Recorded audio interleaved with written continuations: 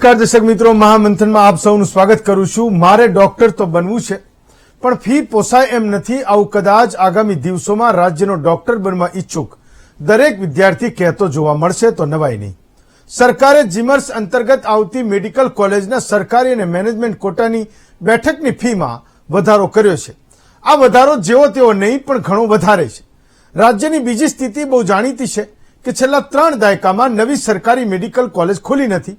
જે કોલેજ ખુલે છે એ કાં તો ખાનગી છે અથવા તો જીમર્સ અંતર્ગત આવે છે। MBBS નો કોર્સ 4.5 વર્ષનો છે એવું માનીને ચાલીએ અને સરકારના નવા ફી માળખાને જોઈએ તો મેડિકલનું ભણવા ઈચ્છતા વિદ્યાર્થીના વાલી પાસે ઓછામાં ઓછા 30 લાખ અને વધુમાં વધુ 1 કરોડ રૂપિયા હોવા જરૂરી છે। જો આટલી આર્થિક વ્યવસ્થા હોય તો જ વિદ્યાર્થીએ હવે વિચારવું કે એમણે મેડિકલ ક્ષેત્રે અભ્યાસ માટે પ્રવેશ મેળવવો છે। 30 લાખથી લઈને 1 કરોડ સુધીની વ્યવસ્થા આપણે જો નથી કરી શકતા તો પછી મેડિકલમાં ભણવાનો વિચાર પણ છોડી દેવો જોઈએ। આ વાત સાંભળવામાં કડવી લાગે, પરંતુ વાસ્તવિકતાની ખૂબ નજીક છે। રાજ્યમાં ઠેર ઠેર વાલીઓ અને વિદ્યાર્થીઓ અલગ અલગ તબક્કે રજૂઆત કરી રહ્યા છે કે સરકાર જીમર્સ અંતર્ગત જે ફી વધારો કર્યો છે તે પાછો ખેંચે, કારણ કે આટલી ફી સામાન્ય કે મધ્યમ વર્ગને પોસાય એવી નથી। બીજી કડવી વાસ્તવિકતા એ પણ છે કે સરકારી મેડિકલ કોલેજમાં જે બેઠક છે એની સંખ્યા 1400 જેટલી છે, જે કુલ ટકાવારીના માત્ર 19% જેટલી થાય છે। વિદ્યાર્થી મહેનત કરીને નીટની પરીક્ષા આપે, એમાં 700 માંથી 600 કે 620 માર્ક સુધી આવે તો સરકારી કોટામાં પ્રવેશ મળે છે। જો એનાથી ઓછા માર્ક્સ છે તો પછી મોંઘાદાટ ખાનગી કોટામાં પ્રવેશ લેવાનો થાય છે। આ બધી મુશ્કેલીઓની વચ્ચે સવાલ એટલો જ છે કે રાજ્યના સામાન્ય આર્થિક સ્થિતિ ધરાવતા વિદ્યાર્થીએ મેડિકલમાં પ્રવેશનો વિચાર કરવાનો થાય કે નહીં। આ સવાલનો જવાબ મેળવીશું આજના મહામંથનમાં।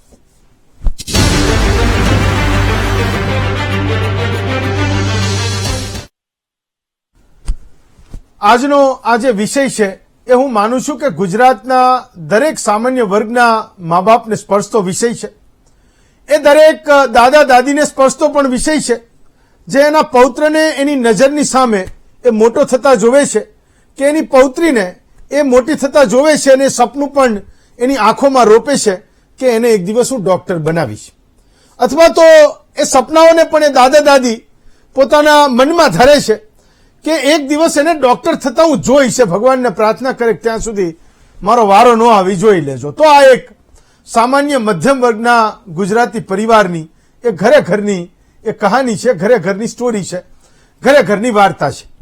સવાલ એ છે કે ગામડામાં એ કાયમ હાય મારી હોય કે ડોક્ટર એ છે નહીં। આપણે આ એક બહુ વર્ષોથી ચાલી આવતી વાત છે ને, સ્થિતિમાં કોઈ રાતોરાત સુધારો થયો નથી, રાદર આગળના વર્ષોમાં થશે કે નહીં એની કોઈ ગેરંટી પણ નથી। સરકારે મેડિકલમાં જે પૈસા પંપ કર્યા, એક મોટું બજેટ બનાવ્યું, એને નક્કી કર્યું કે તાલુકાની હોસ્પિટલ નથી તો ત્યાં નવી બનાવો, એક સુંદર હોસ્પિટલ બની। રેફરલ હોસ્પિટલ જ્યાં જર્જરિત થઈ ગઈ તો કે ત્યાં પૈસા આપો, એમાં તે કોઈ કોન્ટ્રાક્ટ આપીને હોસ્પિટલ બનાવે, એ પણ સુંદર બની। રાજ્યની ઘણી બધી સિવિલ હોસ્પિટલ એટલે કે ડિસ્ટ્રિક્ટ હોસ્પિટલ એ પણ નવા નવા સરસ વાદળી કલરના કાચવાળી બિલ્ડિંગોથી એ આપણી સિવિલ હોસ્પિટલો એ ક્યાંક સજાઈ રહી છે, કોઈ જગ્યાએ છે ટેકા ટેકાવાળી, પણ મોટે ભાગે એ હોસ્પિટલોના બિલ્ડિંગ એ સુંદર બની રહ્યા છે। અમદાવાદની 10 માળની કોઈ કોર્પોરેટ હોસ્પિટલમાં પણ ન હોય એવા સાધનો આ સરકારી હોસ્પિટલોમાં એ તાલુકા સ્તરે પણ એ સરકારે આપ્યા છે, એમાં ના નથી અને કદાચ બધાએ જોયું પણ હશે। પણ મોટો મુદ્દો એ છે કે જે શાળામાં શિક્ષક ન હોય ને જે દવાખાનામાં ડોક્ટર ન હોય એ વેરાન સ્મશાન જેવી બિલ્ડિંગો લાગે છે। હું તો એવું સમજુ છું કે બધું જ છે પણ એનો આત્મા જ નથી, તો કરવાનું શું છે, ખાલી શરીરનું ખોખું છે। તો એવી ઘણી બધી જગ્યાએ સ્થિતિ છે। તમે સવાલને જોશો કે ગુજરાતમાં ગામડાઓમાં ડોક્ટર મોકલવાનો પ્રયત્ન સરકાર નથી કરતી એવું પણ નથી, એ દરેક સરકારોએ કર્યા છે, એ આજે આપણે અહીંયા સ્વીકારવું પણ પડે। આપણા ગુજરાતમાં એ બોન્ડની રકમ MBBS નું કોઈ વિદ્યાર્થી અભ્યાસ કરે પછી 2 વર્ષ એને એ ગુજરાતના કોઈ ગામમાં એટલે કે તાલુકા સ્તરે કે ગ્રામ પંચાયતના સ્તરે જે CHC PHC છે ત્યાં એને નોકરી મળે છે, જતા નથી, એટલે ડોક્ટર સરકારે એ વ્યવસ્થા કરેલી છે। મને યાદ છે કે આપણા ગુજરાતમાં એ બોન્ડની રકમ, બોન્ડને હું દંડ કહું એટલે સીધી રીતે સમજાય. જો તમારે એ નોકરી 2 વર્ષ ના કરવી હોય, સરકાર ફરજિયાત તમને નોકરી આપે, એ 2 વર્ષ તમારે ગામડામાં નોકરી ન કરવી હોય તો 5,000 ભરવાના. 5,000 થી શરૂ થયેલી વાત આજે વધતા વધતા વધતા સરકારો દર સરકારો 40 લાખ રૂપિયા એ દંડની રકમ થઈ છે. કે મેં MBBS કર્યું, મને સરકારે એવું કીધું કે તમારે ધારીમાં નોકરી કરવા જવાનું, મારે ધારીમાં નોકરી નથી કરવી, તો 40 લાખ રૂપિયાનો બોન્ડ હું ભરી દઉં એટલે સરકાર મને સર્ટિફિકેટ આપી દે. મુદ્દો એ નથી કે 40 લાખ રૂપિયાનો દંડ છે.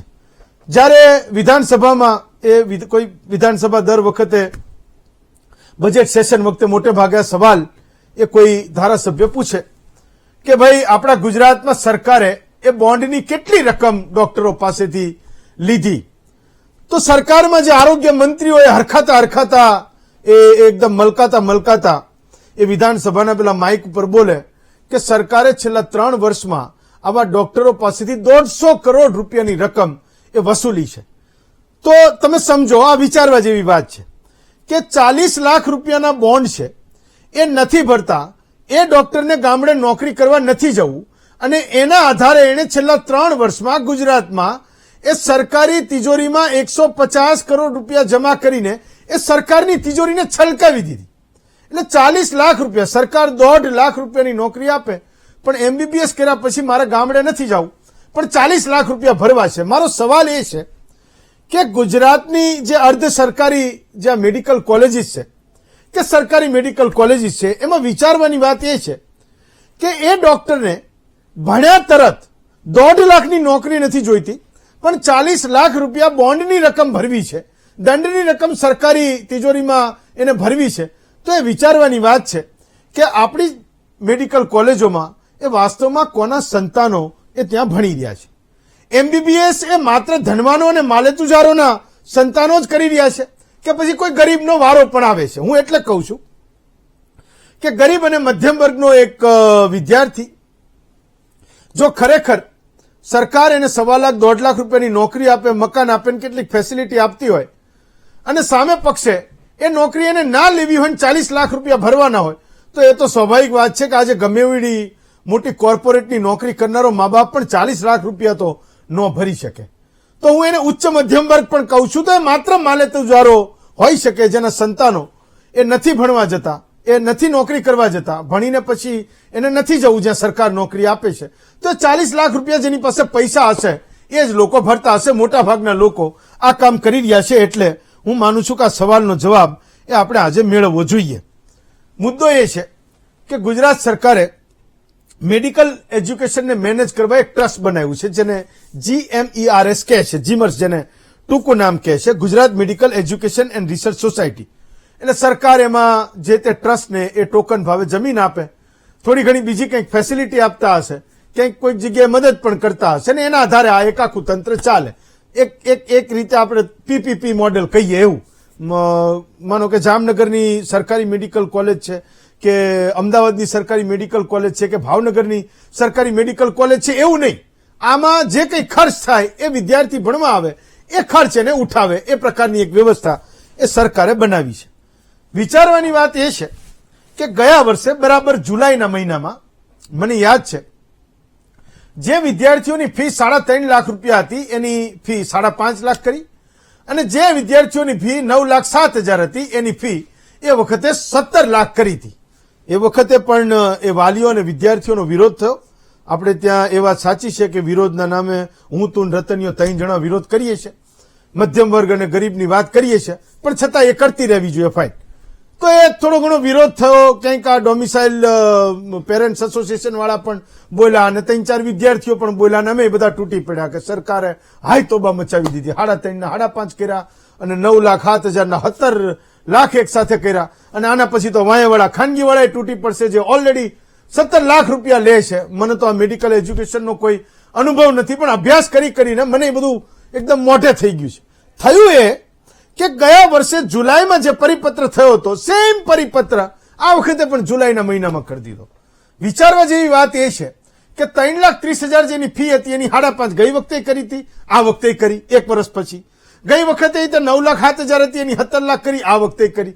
કોઈ ફેરફાર નહીં. કાંઈ કોઈક રેશનલ કોઈ રહ્યા હોય, ક્યાંક ફુગાવાને ગણ્યો હોય કે ભાઈ ચલો 3.5 લાખ હતી તો આપણે એને 10% આ વખતે વધારીએ, તેમાં બીજા 33,000 વધે તો કેટલી થાય? 3,63,000 થાય. બીજી 10% તમે આવતા વર્ષે વધારો તો પેલો જે ડોક્ટરી કરી લે એ ભણતા ભણતા 3,30,000 લાગ્યો હોય તો 5 લાખમાં પતે. સવાલ એ છે કે ગઈ વખતે જે ફી વધારો કર્યો હતો એ વિરોધ થયો, પાછો ખેંચો કે સરકારને સારી બુદ્ધિ સૂજી, પાછો ખેંચતા ફરી વખતે આ સેમ પરિપત્ર આ વખતે પણ કરી દીધો ને આ વખતે પણ ફરી એ વિરોધ એ થઈ રહ્યો છે. મેં કીધું કે માથાકૂટ એ છે કે આમાં ભણવું પરવડે કોને એ સવાલ આપણે બધાએ એક સાથે પૂછવાનો છે, બાકી તો એ બધાનું થતું હશે.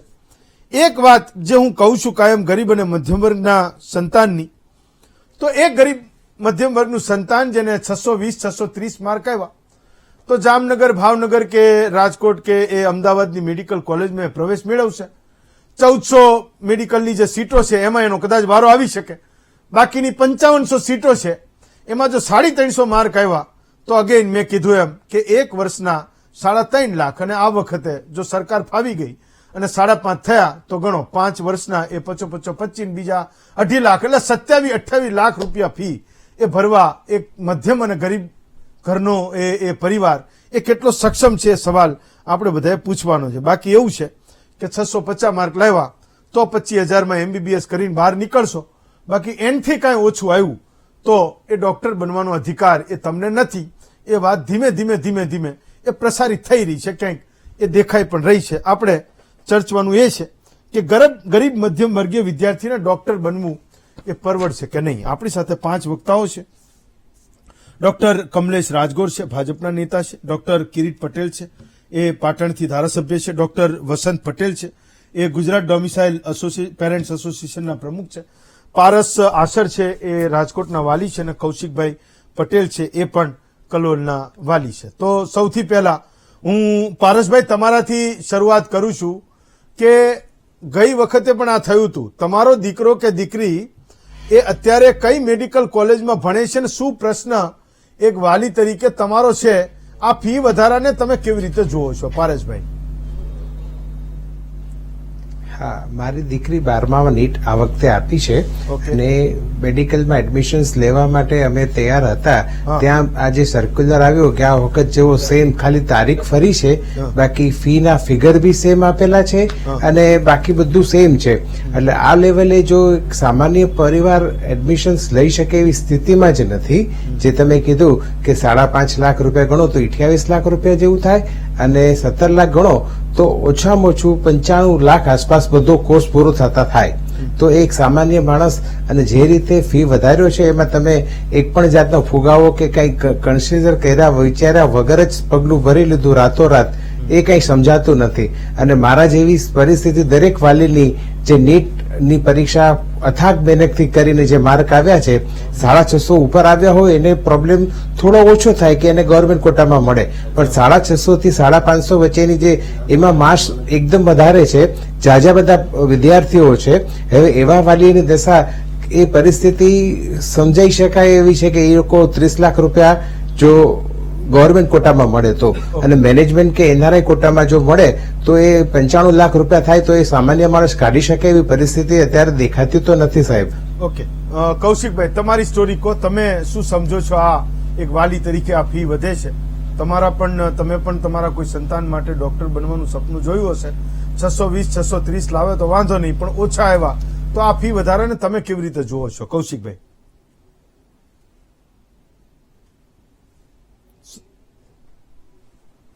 અને સારા એવા માર્ક્સ લાવ્યો છે એટલે એને પણ એક સપનું હતું ડોક્ટર બનવાનું. કૌશિકભાઈ ફરીવાર કહો, તમારો અવાજ પેલા કટ થયો હતો, તમે કંઈક આગળ બોલ્યા. કૌશિકભાઈ ફરીવાર બોલો. મારો પુત્ર છે કૃષ્ણા પટેલ, અને એનું સેકન્ડ એટેમ્પ છે આ વખતે, અને એને જીમસ મેડિકલ કોલેજમાં પણ એડમિશન અત્યારે હાલના મેરિટ પ્રમાણે જો ગઈ સાલના પ્રમાણે જોવા જઈએ તો એને જનરલ કોટામાં પણ મળી શકે એમ હતું. તો હવે આ વખતે જે મેરિટ બન્યું છે, જે રિઝલ્ટ આવ્યું છે એ પ્રમાણે જોવા જવું કટ ઓફ પણ ઊંચું જશે. કદાચ મે બી બની શકે કદાચ મેનેજમેન્ટ કોટામાં પણ મારે લેવું પડે. Okay fine. પણ હવે મેનેજમેન્ટ કોટા જનરલ કોટાથી મને મેનેજમેન્ટ કોટા થોડી પણ આપણે કદાચ ચલો પહેલેથી માનસિક રીતે તૈયાર થયો કે ચલો સગા સંબંધી ક્યાંથી સગવડ કરીને પણ ચલો થોડું ઘણું પણ કંઈક સેટિંગ કરી અને પણ આપણે લઈ શકીએ. પણ જયારે આ જુલાઈ મહિનામાં છેલ્લા અઠવાડિયા પહેલા 10 દિવસ પહેલા જયારે સરકારે એવું જાહેર કર્યું કે ભાઈ જનરલ કોટાની 33 લાખ જે ફી છે એની 5.5 લાખ કરીશું, 9 લાખ ની 17 લાખ છે. સાહેબ 9 લાખ થી 17 લાખ નો જે જમ્પ હોય હવે એ અમારે કેવી રીતે પૂરો કરવો? ઓકે, આ એક અમારો એક પ્રશ્ન છે. ડોક્ટર વસંત પટેલ, મારો સવાલ એ હતો કે મેં કીધું એમ કે હું તું રતનિયો આપણે 3-4 જણા કાયમ આ વિરોધ કરીએ છીએ. મને યાદ છે ગઈ વખતે મેં જયારે ચર્ચા કરી તો હું તમને લાવ્યો હતો ડોમિસાઇલ પેરેન્ટ્સ એસોસિએશનના પ્રમુખ તરીકે. મને લાગે કિરીટભાઈ પત્ર લખ્યો હશે એટલે કિરીટભાઈ બેહાડ્યા હશે, વાલીમાં પારસભાઈ નહીં હોય તો કોઈ બીજા કોઈ વાલી હશે, અને મને લાગે ડોક્ટર રાજગોર જ હશે. એટલે આ બધું એનું એ જ છે. એક વર્ષમાં એ ફરી પાછું ચક્કર ફરે ને સરકાર એના એ વાલીઓ જે વિરોધ કરે, વિદ્યાર્થીઓ જે વિરોધ કરે એને ફરી પાછું એને એ લાવી દે. એને કોઈ એટલે ગઈ વખતે પણ એ મુદ્દો હતો કે ભાઈ કંઈક ચલો વધારો, કંઈ વાંધો નહીં, પણ તમે એવું રાખો કે એક સામાન્ય માણસને એનું એ સપનું છે એ જીવતું રહે કે ભાઈ ચલો સરકાર છે એ 3,30,000 રૂપિયા જીમર્સ માટે છૂટ આપે છે. આ વખતે 3.5 લાખ કરી, આવતી વખતે 4 કરશે, 4.25 કરશે, છેવટે એક વર્ષે વધારેમાં વધારે 5 લાખ રૂપિયા મારે કાઢવાના છે તો મારો દીકરો ને દીકરી એ ડોક્ટર બની જશે. પણ આ એકદમ ઇલોજિકલ વાત છે જેને કોઈ તર્ક સાથે આપણે ના સરખાવી શકીએ, અને એ તર્ક એમને પણ નથી મળતો કે આટલી બધી ફી એમને વધારવી કેમ છે. ડોક્ટર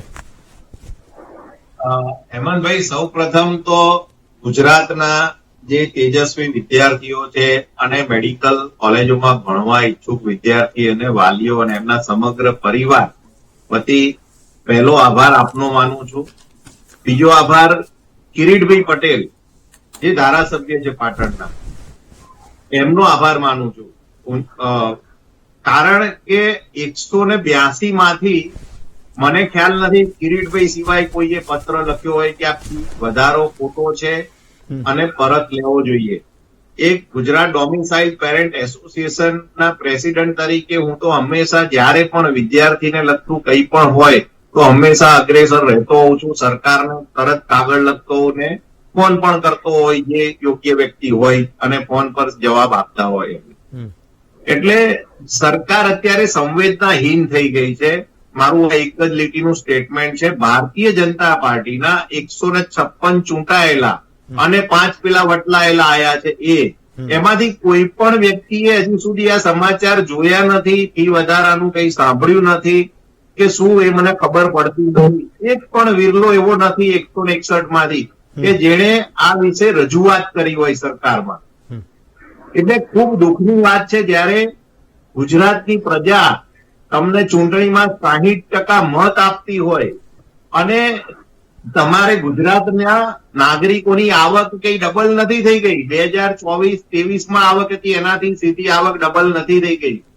મુખ્યમંત્રી શ્રી ભૂપેન્દ્રભાઈને મારી એક નમ્ર અપીલ છે, આપ તો ખૂબ મૃદુ, મક્કમ અને સંવેદનશીલ મુખ્યમંત્રી કહેવાઓ છો, ત્યારે આવા નિર્ણયો કોણ લે છે એ નિર્ણય પણ હેમંતભાઈ જ્યારે આપણા આદરણીય વડાપ્રધાન શ્રી નરેન્દ્રભાઈ મોદી એમ એક સપનું જોતા હોય છે કે ભાઈ મારો વિદ્યાર્થી અને વિદ્યાર્થી પ્રિય જયારે પરીક્ષા પે ચર્ચા કરતા હોય ટેન્શન, અને એ 2022માં જાહેરાત કરતા હોય કે દેશમાં સામાન્ય ગરીબ અને નિમ્ન મધ્યમ વર્ગનો વિદ્યાર્થી જો ડોક્ટર બનવાનું એનું સપનું હોય તો પ્રાઇવેટ મેડિકલ કોલેજોમાં 50% સીટોમાં સરકારી ધોરણની ફી કરીશ એવી જાહેરાત પોતે કરે છે અને હજી સુધી એનું ઇમ્પ્લિમેન્ટ નથી થયું. તો મારે આપના માધ્યમથી મોદી સાહેબને પૂછવું છે કે એ જાહેરાત હતી કે જુમલો હતો?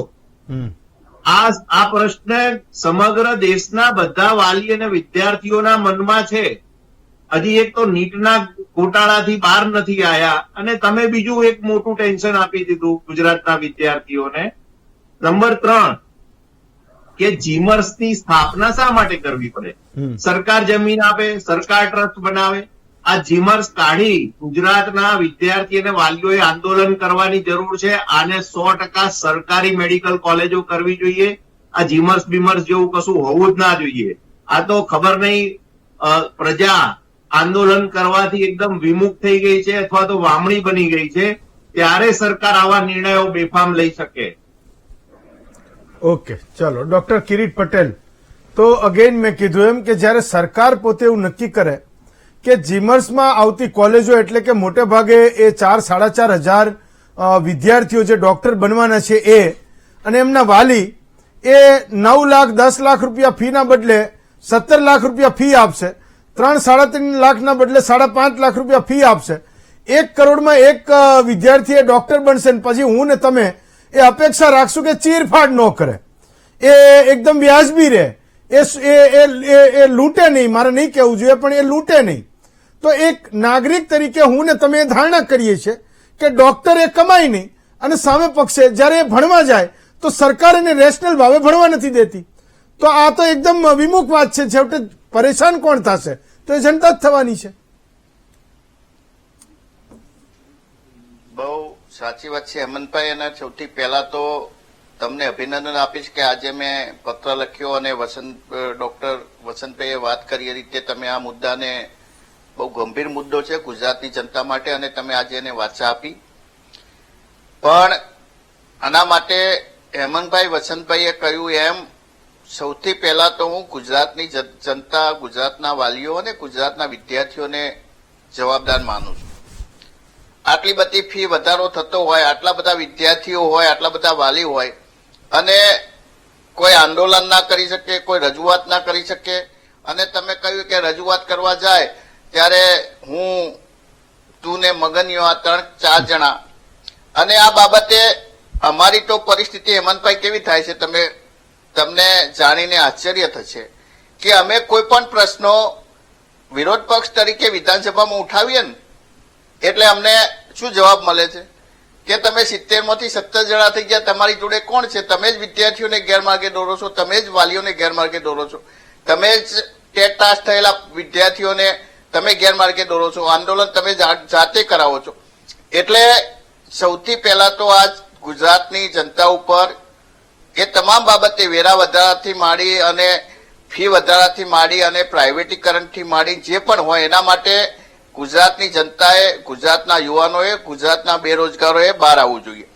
અને જે વાત કરી હમણાં જ ડોક્ટર વસંતભાઈએ કે GMRES એટલે કે Gujarat medical education and research society, Hemantbhai એના ઓબ્જેક્ટિવ, એના જે હેતુઓ છે, એના હેતુઓ મેં અત્યારે સર્ચ કર્યા અને એની અંદર લખ્યું છે, હું વાંચીશ, તમને સમજાવીશ, ઇંગ્લિશની અંદર છે કે GMERES is a novel concept which incorporates advantage of an establishment where management decision making a staff recruitment are speedily up with decentralization of authority, cost recovery through the students' fees will reduce dependent on government supports without commercial profit making motives.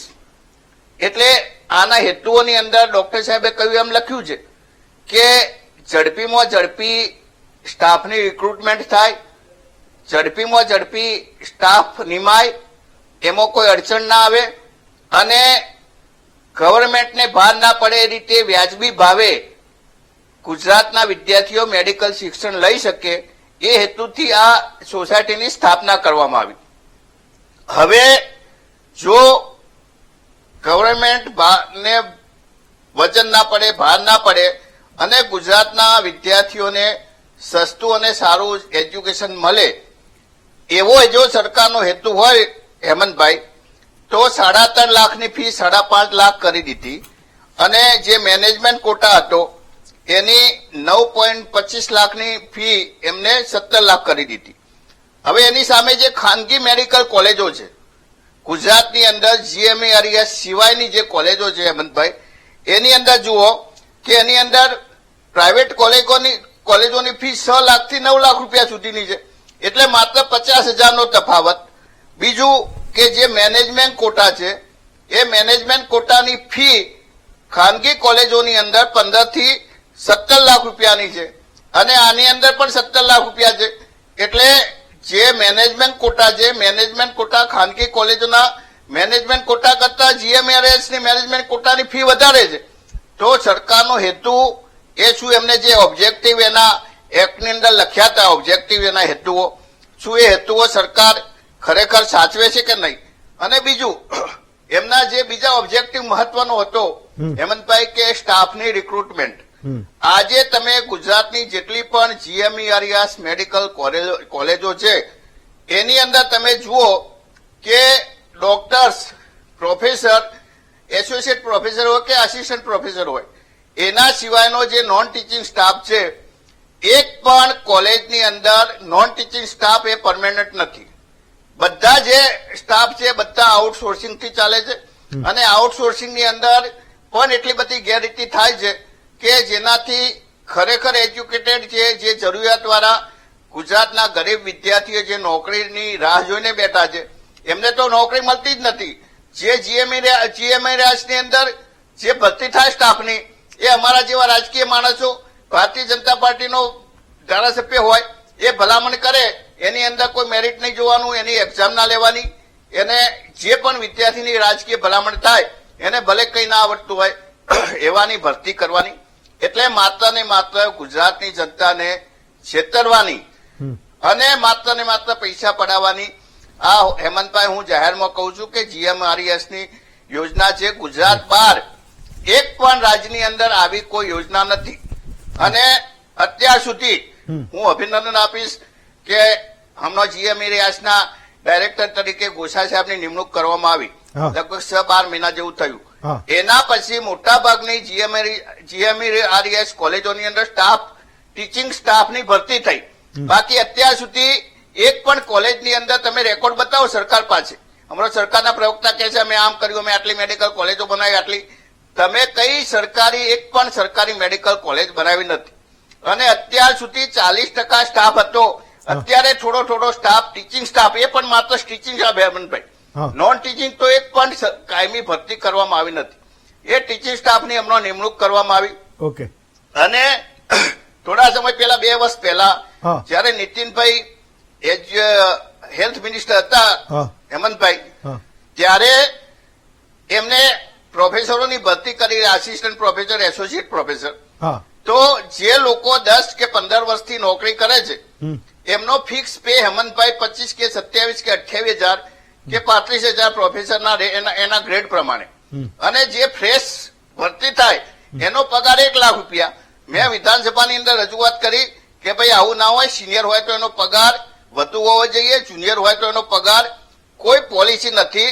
એટલા માટે હું ફરીથી વારંવાર કહું છું હેમંતભાઈ કે education અને health એની અંદર જે પણ પોલિસી બનાવે લાંબા ગાળાની હોવી જોઈએ. હમણાં વાલીએ કહ્યું કે મારા દીકરા કે દીકરીને એડમિશન લેવું હોય તો 5 વર્ષ પહેલા મને ખબર હોવી જોઈએ કે 5 કે 10 વર્ષ પહેલા કે મારા દીકરાને મારે એન્જિનિયર બનાવવો છે, મારા દીકરાને ડોક્ટર બનાવવો છે, તો એની શું સિસ્ટમ છે, એની પરીક્ષા કઈ તારીખે લેવા છે, એની ફી શું હશે.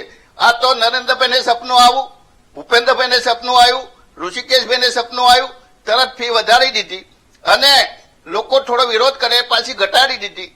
આ બાબત એ યોગ્ય નથી. સરકારે જયારે બંધારણીય અધિકારો મળ્યા છે ફ્રી એજ્યુકેશનના, સરકાર વાતો કરે છે કે ભાર વિનાનું શિક્ષણ. આ તો ભાર વિનાનું નહીં, ભાર સાથેનું, તાણ સાથેનું. કેટલા દીકરા દીકરીઓ મેડિકલ કોલેજના એ આત્મહત્યા કરતા હોય છે. એટલે હેમંતભાઈ આ તમે જે મુદ્દો લીધો એ ચાલુ રાખો અને ગુજરાતના યુવાનો માટે, ગુજરાતના જે લોકો ડોક્ટર બનવાની ઈચ્છા રાખે છે એમના માટે તમે લડત લડો. ભલે તમે કહ્યું એમ કે કોઈ સહયોગ ના આપે, આપણે 5-10 જણા આંદોલન ગાંધીજી એકલાએ કર્યું હતું, એકલા હતા, એમને સરદાર પટેલ જેવા લોકોનો સાથ મળ્યો. તમે સાચા રસ્તે છો, તમે વિદ્યાર્થીઓ માટે લડત લડો. વાલીઓ અને વિદ્યાર્થીઓ જાગશે અને છેવટે જયારે એમને એવું થશે કે ના આપણે લડવું જોઈએ ત્યારે એ લડશે અને ગુજરાતના વિદ્યાર્થીઓને, વાલીઓને ન્યાય મળશે. છતાં કિરીટભાઈ મારે એ કહેવું પડે કે ડોક્ટર રાજગોરને કે સરકાર ખૂબ ભાગશાળી છે કે ગુજરાતમાં એક પરિપત્ર કરી દે ને કોઈ બોલતું પણ નથી. આપણે ટીવી ઉપર ચર્ચા કરી લઈએ, બીજો મિનિંગ એ પણ નીકળે કે લોકોને પરવડતું પણ હશે. પણ આ તો એ ગરીબ અને મધ્યમ વર્ગના પરિવાર માટે આપણે સતત એ પૂછતું રહેવું પડે ને બોલતું રહેવું પડે. ડોક્ટર રાજગોર, મારો સવાલ એ છે કે એક બાજુ સરકાર એવું કહે કે અહીંયા 1400 સીટો હતી, 1500 સીટો હતી, 2000 થઈને એની 7000 એ કરી, મેડિકલ કોલેજો ખુલી. સવાલ એ છે કે એક ક્લાસરૂમમાં ભણનારો એક વિદ્યાર્થી એ આખરે છે કોણ? જો એ સરકાર એવું ધારે છે કે આજનો એક સામાન્ય વર્ગનો વાલી એક મહિનાના 5.5 એક વર્ષના 5.5 લાખ રૂપિયા એક ડોક્ટર બનાવવા માટે એ ફી ભરી શકે છે. 9 લાખમાંથી વધારીને એ 17 લાખ કરે, કંઈ વાંધો નહીં, મેનેજમેન્ટ કોટાની છે, જેને મેળ પડતો છે જશે. મેનેજમેન્ટ કોટાની સામે મારો વિરોધ અને વાંધો બીજો એક એ છે કે એક ગરીબનો વિદ્યાર્થી જેની પાસે સરકારીમાં કોટામાં આવવા માટે એની પાસે માર્ક નથી, 620 નથી પણ 590 છે, અને એક જેની પાસે ખિસ્સામાં 10 લાખ રૂપિયા છે, એના વિદ્યાર્થીને 366 આવશે. ગઈ વખતે NHLમાં જે અટકું તે મેરિટની વાત કરું છું, તો એ ડોક્ટર બની જશે. 590 વાળો એ ડોક્ટર બનતા રહી જશે. એક આખો અલગ મુદ્દો છે. પણ સરકાર આ ડિસ્પેરિટીને જાણે છે, આટલી બધી અસમાનતાને સરકાર જાણે છે કે ગરીબ અને મધ્યમ વર્ગનો વાલી એ આંખોમાં જીવતી આંખે જે સપના જોવે છે એ બંધ કરી દેશે. એ ડોક્ટર બનવા જ નહીં આવે, એ ભરશે જ નહીં ફોર્મ. એને દેવી જ નથી નીટ કે જે કરવું એ કરે, જે થવું એ થાય. એ સમજીએ છીએ આપણે કે કેટલું મુશ્કેલ થશે, કેટલું અઘરું થશે એક સાવ ગરીબ ઘરના એ વાલીનું અને એ સંતાનનું. એ મને જવાબ જોઈએ છે. હેમંતભાઈ, જો સૌથી પહેલા તમે મને બોલવાની તક આપી હોત ને, તો જે આ મિસઅન્ડરસ્ટેન્ડિંગ જે થઈ રહી છે ને, એ કદાચ થોડી ઓછી થાત. ઓકે. ગઈ વખત પણ આ જ ટીમ આપણે આ જ ડિબેટ કરી હતી, તમે આ જ હતા ને? ટીમ સાથે. હા, હું જ હતો. અને એ વખતે એવું સ્પષ્ટ નક્કી થયું હતું આંદોલન થયા પછી, કેમ કે આ ફી નક્કી કરે છે સરકાર, નક્કી નથી કરતી, એક મોનિટરિંગ કમિટી છે. અને એ કમિટીએ એવો નિર્ણય આપેલો કે દર 3 વર્ષે GMERS ની અંદર અમુક પર્સન્ટેજ આપણે ફીનો વધારો કરવો. અને છેલ્લા જયારે આદરણીય નરેન્દ્રભાઈ હતા ત્યારથી શરૂ કરીને ગઈ 2023 સુધી એક પણ વાર વધારો થયો નતો. અને પહેલી વાર વધારો ગઈ વખત આપણે બોજો જે બી આપવાનો હતો એ વિદ્યાર્થીઓને આપ્યો હતો.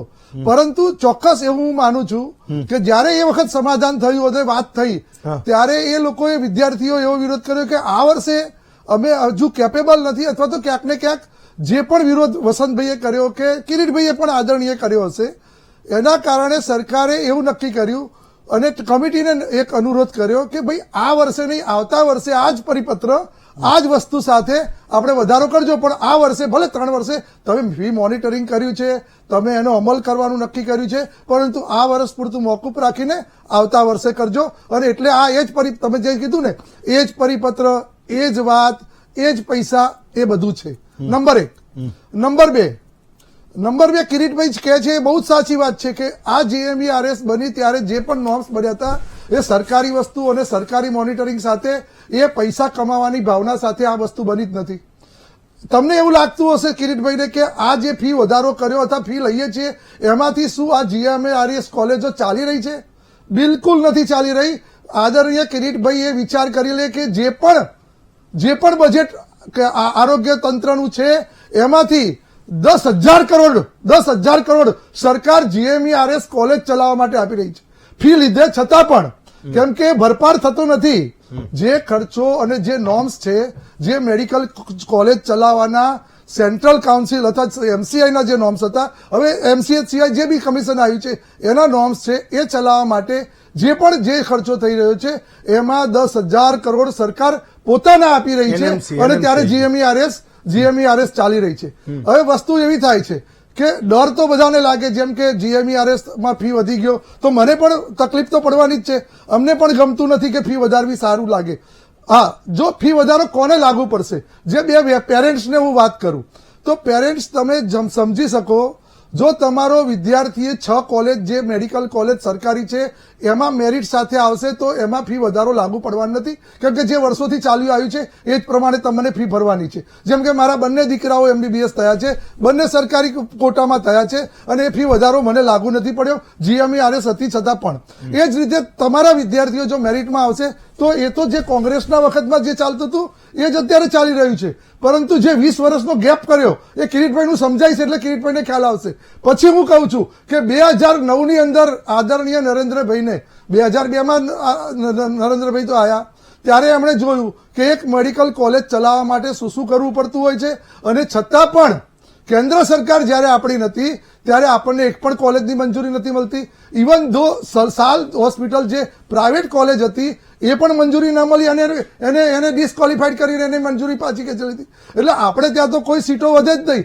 એટલે ગુજરાતનો વિકાસ બિલકુલ ન થાય એ રીતે જે ઓરમાયું વર્તન 2014 થી પહેલા, બહુ હું ખાસ કહું છું 30 દાયકાની વાત કરું છું ને, છેલ્લા 20 વર્ષ 2014 ની પહેલાના છેલ્લા 20 વર્ષની અંદર એક પણ મેડિકલ કોલેજ કે એક પણ પ્રાઇવેટ કોલેજ, સાહેબ હું તો મેડિકલ કોલેજ સરકારની વાત જવા દો, સરકાર નથી કરતી એ તો વાત જવા દો, એક પણ પ્રાઇવેટ કોલેજને મંજૂરી કેમ ના મળી ભાઈ?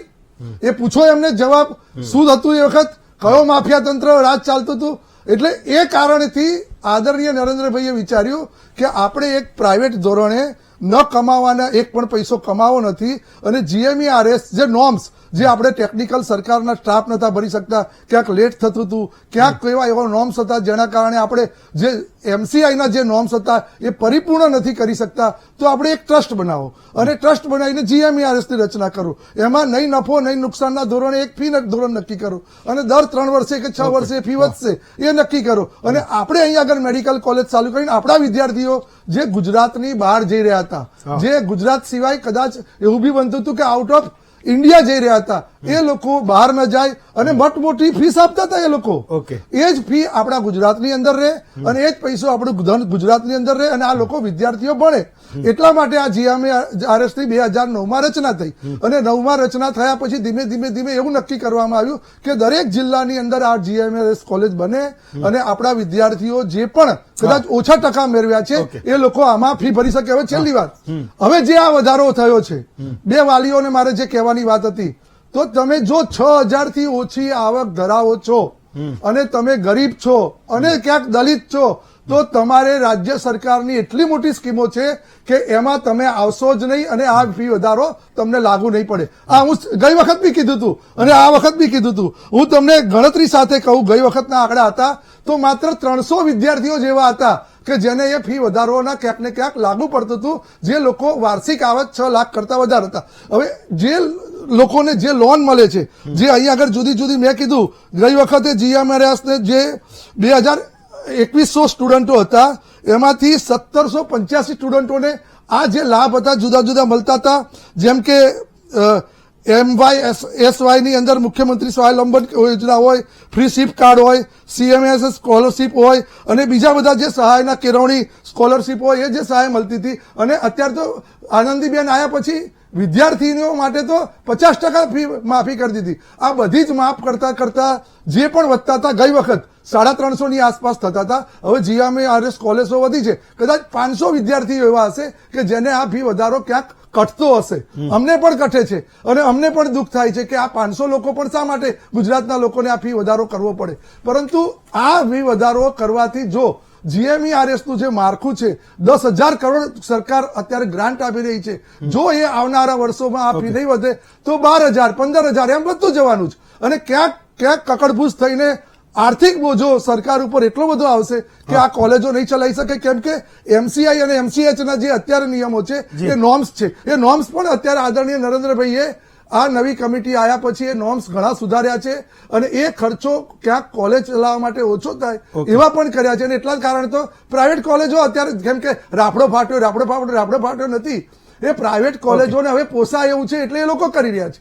એટલે ગુજરાતની વિદ્યાર્થીઓને હું ફરી વિનંતી કરું છું કે ગઈ વખતથી પોસ્ટપોન રાખેલો આ વધારો છે. ચલો હું એના ઉપર જવાબ માંગુ. ડોક્ટર રાજગોર, તમે એવું કીધું કે કમિટી છે એ નક્કી કરે છે ભાવ વધારો, સરકાર નક્કી નથી. દર 3 વર્ષે કમિટી નક્કી કરેલું હતું કે દર 3 વર્ષે આ રીતે 10% હોય કે 15% હોય વધારવો, છતાં પણ એક પણ વખત નતો વધાર્યો. તમારી વાત સાચી હશે, પણ મારો સવાલ એ છે કે જયારે એ ફી વધારા પર વિદ્યાર્થીઓનો અને વાલીઓનો વિરોધ થયો, તો એ ફી વધારો પરત ખેંચે છે એ સરકારના આરોગ્ય મંત્રી શું કરવા જાહેરાત કરે છે? પરત નથી ખેંચ્યો, પોસ્ટપોન કર્યો તો સાહેબ. ઓકે, ચલો હું એ સવાલ એક વર્ષ આપણે આવતા વર્ષથી લાગુ કરીશું. આ વાત કરી એ સવાલ પૂછું. ડોક્ટર પટેલ, તમે એ સમાધાનમાં કંઈક વચ્ચે હશો, શું ખરેખર એવું હતું કે વાલીઓએ સ્વીકારી લીધું હતું કે આવતા વર્ષે 3,30,000 ના 5.5 લાખ કરજો અને 9 ના 17 કરજો, પણ આ વર્ષે છોડી દો, એ કહીને સમાધાન થયું હતું જે ડોક્ટર રાજગોર કહી રહ્યા છે? ના, એવું કોઈ વાત, કોઈ સમાધાનની ભૂમિકા એવું કશું હતું જ નહીં. વાલીઓએ વિરોધ કર્યો અને સરકારને પોતાની ભૂલ સમજાઈ કે ભાઈ આ વસ્તુ આપણાથી ખોટો નિર્ણય લેવાઈ ગયો છે, હા. એટલે એ નિર્ણયને ફેરબદલ કરીને જે જૂની ફી હતી એને એમના એમ રાખી. હા હવે એટલે કોઈ એવું સમાધાનની ભૂમિકા કે એવું કશું હતું જ નહીં એમાં, હા. અને સરકારને ભૂલ સમજાતા સરકારે ફી પાછી ખેંચેલી છે, હા એટલે એ વિષય આવતો જ નથી. હા. બીજો મારો મેઇન મુદ્દો એ છે હા કે જે GMERS કોલેજની ફી પ્રાઇવેટ કોલેજોને સમકક્ષ જયારે લઈ ગયા આ લોકો આ જે જાહેરાત મુજબ, હા તો પ્રાઇવેટ કોલેજોને તો કઈ સરકારી એઇડ્સ નથી, જમીન પણ પોતાની હોય, કોલેજનું ઇન્ફ્રાસ્ટ્રક્ચર પણ પોતાના ખર્ચે થતું હોય, આ તો બધું સરકાર જ બધું પ્રોવાઈડ કરી રહી છે. ત્યારે GMERS કોલેજની ફી પ્રાઇવેટ સમકક્ષ કરવાનો હેતુ શું? પહેલો તો પ્રશ્ન આ છે. હા. બીજો મેઇન મુદ્દો જે 2022માં આદરણીય વડાપ્રધાન શ્રી મોદી સાહેબે જે જાહેરાત કરી કે 50% સીટો સરકારી ફીના ધોરણે ભરવામાં આવશે, તો સામાન્ય નિમ્ન મધ્યમ વર્ગનો વિદ્યાર્થી પણ ભણી શકે મેડિકલમાં. હા. તો એ GMERS થી શરૂઆત કરો ને તમે ઇમ્પ્લિમેન્ટેશન. ડોક્ટર એક તમે એક સવાલ વિચારો ડોક્ટર શા હું માટે આવું લાગુ? ડોક્ટર રાજગોર આવું ડોક્ટર મને ડોક્ટર મને એક સવાલ એ છે કે આ મુદ્દો એ વખતે પણ હતો કે ભાઈ 1700-1800 વિદ્યાર્થીઓ છે અને એમાંથી આટલા વિદ્યાર્થીઓને તો એમ કે સરકારી સહાય મળે છે. હું માનું છું કે અહીંયા જે બંને વાલી બેઠા છે પારસભાઈ અને કૌશિકભાઈ, જો એને પણ તમે એવું કહી દો કે તમે પણ આ કોઈ કોટામાં આવો છો તો તમારા સંતાનોને પણ જો મેડિકલમાં જીમર્સમાં એડમિશન મેળવ્યું તો એને આ ફી વધારો કોઈ લાગુ પડવાનો નથી.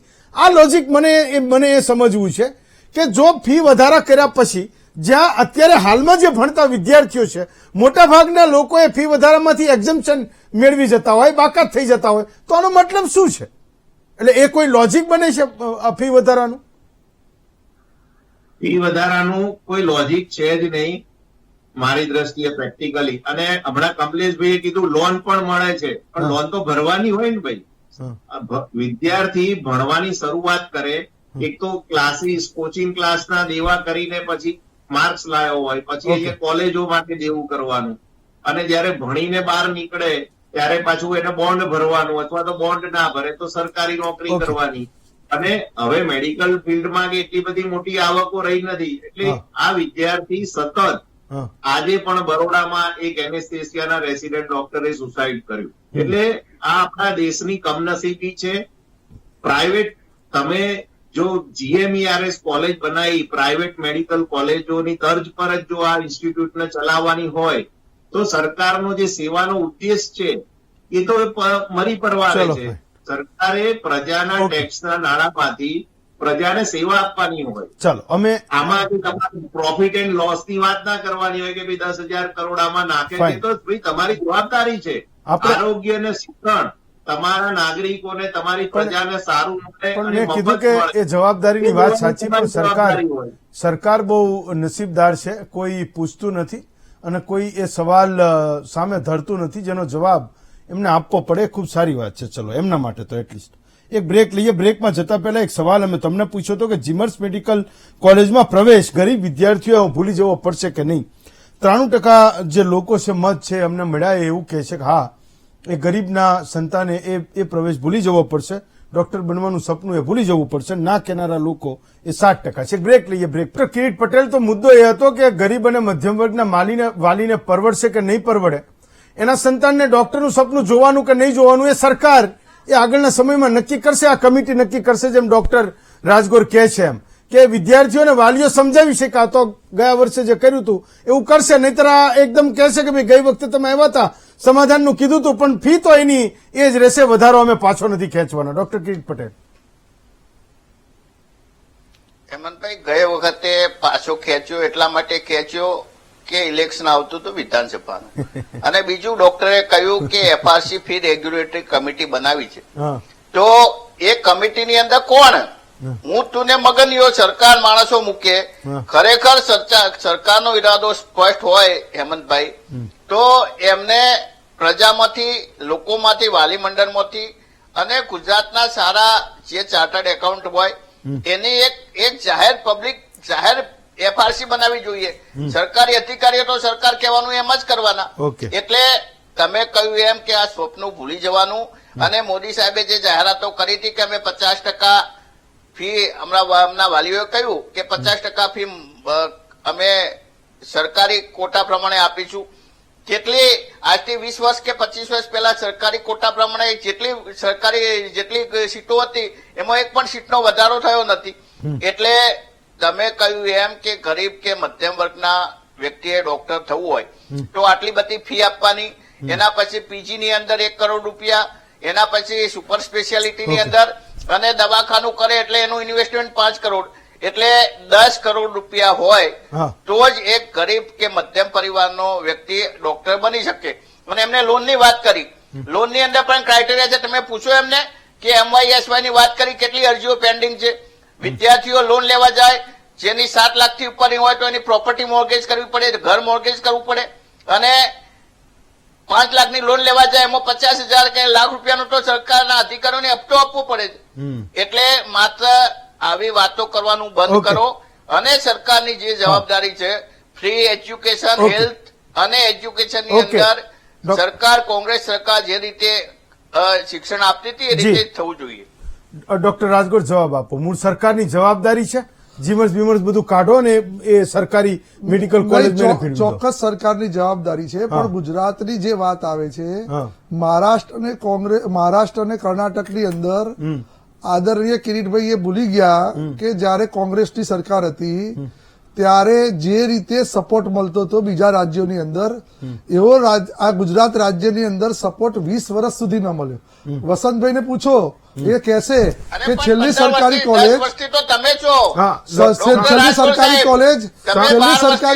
ક્યારે બની, ક્યારે ગુજરાતમાં બની, અને કેન્દ્ર સરકારે કેમ એક પણ કોલેજને જયારે 2014માં આદરણીય નરેન્દ્રભાઈ આયા, કિરીટભાઈ સાંભળો 2014માં આદરણીય નરેન્દ્રભાઈ આયા, એ પહેલા 20 વર્ષ સુધી, એ પહેલા 20 વર્ષ હું કહું છું, 20 વર્ષની અંદર તમે 6 કોલેજો બનાવી, તમને અભિનંદન, તમને સલામ, પરંતુ તમે કેમ 20 વર્ષની અંદર એક પણ મેડિકલ કોલેજ ના બનાવી ભાઈ?